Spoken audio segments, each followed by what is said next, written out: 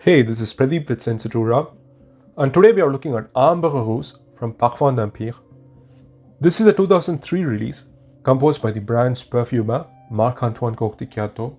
It is one of the first creations from the brand, so it's been a while since its release. As for the brand itself, I'm a big fan. I own 7 of their fragrances, and I would be totally happy to own even more. I particularly enjoy Cuir Ottoman, Eau de Gloire, Azumor les Orangers, also Rouad. I find the creations to have a lot of attributes that I look for in my fragrances, be it good quality of materials, cohesive composition, inspiring backstories, and of course, emotional resonance. I find them to have this specific sort of textbook precision, starting from the way the different elements are calibrated to how they behave on skin. No surprise the perfumer is a research scientist in the first place. On top of all that, they work as wearable artistic creations. Even some good brands tend to look past that last part. You might find the most precious millésime materials, infuse them, age them in barrels or whatever, but unless all that effort comes through when actually wearing the fragrance, elevating the experience, it's all futile. It's like writing a good script and ending up making a dull film. Part of the reason these creations are as good as they are could be attributed to the fact that Marc-Antoine has complete autonomy.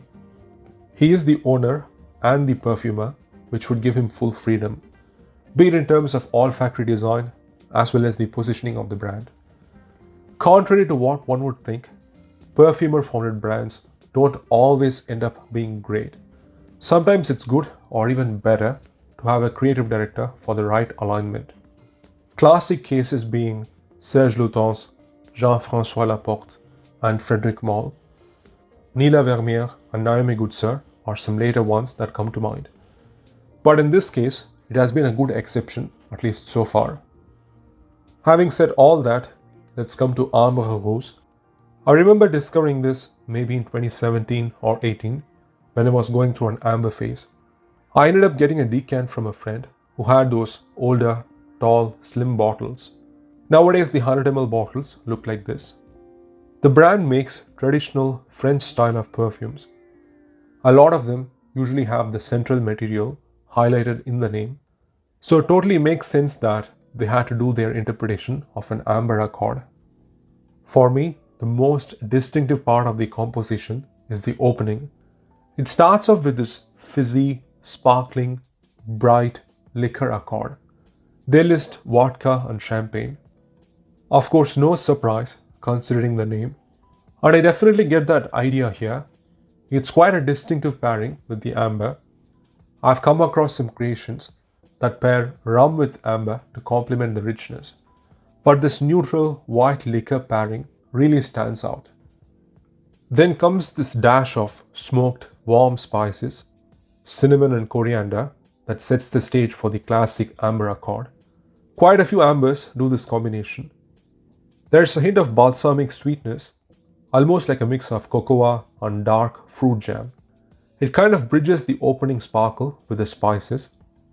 In general, it starts off celebratory, but there is also this underlying sense of discomfort and melancholy. Then comes the amber. Here, it is not by itself, maybe with some patchouli and sandalwood. That is another combination we have seen being done over and over again. Instead, it is paired with Russian leather or Cuir de Russie. Again, not a surprise considering the theme.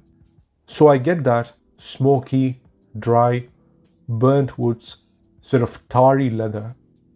The balsamic, molten, lightly sweet side of the amber becomes more dry, resinous, and dusty as it transitions.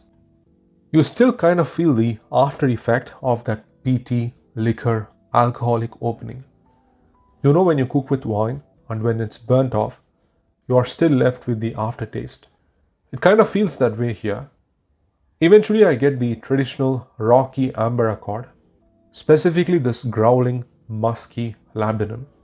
The perfumer claims there's a note of ambergris in this. Not sure if it is just an accord or if there's a bit of the natural thing in there.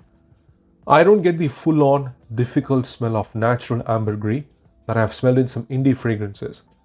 Here it feels like a flourish, something a bit salty, mineralic, and ghostly in the background. It does not shy away from the orthodox, churchy incense either. There's a sense of excess in terms of the image it's trying to paint. It's all these sort of embellishments that make this feel a bit different when wearing it, that is in comparison with a straight up amber.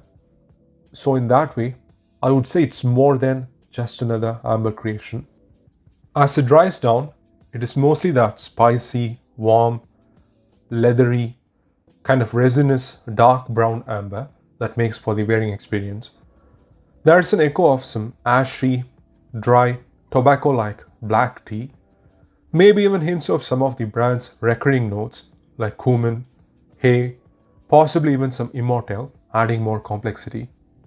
In spite of all that, it is not a fragrance that wears heavy. It is so well balanced, almost feels effortless at times. Further, in terms of the real-time wearing experience, it diffuses just fine. None of the brand's fragrances are particularly bombastic. This is no exception. It does last a long time though, 8 hours or more, so no issues there. Occasions, ideally for cooler evenings, fall, winter, but this is not too rich, so you can kind of stretch it further by managing how much you spray. Unisex, leaning masculine in the traditional sense. Overall, I like it a lot.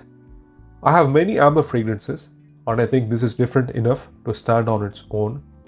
For some, it may be a bit classic, but that's kind of the intention here. Marc Antoine was apparently inspired by the excessively opulent life of the last czars. Of course, it all ended tragically. I certainly get that picture of gilded abundance, including the lingering, ghostly spirit of that time. This is probably a top 5 from the brand for me. Certainly one of the noteworthy ambers of the last couple of decades. So there you have it, my thoughts on Ambre Russe from Parfum d'Empire. And as always, thanks for watching, take care, and ciao.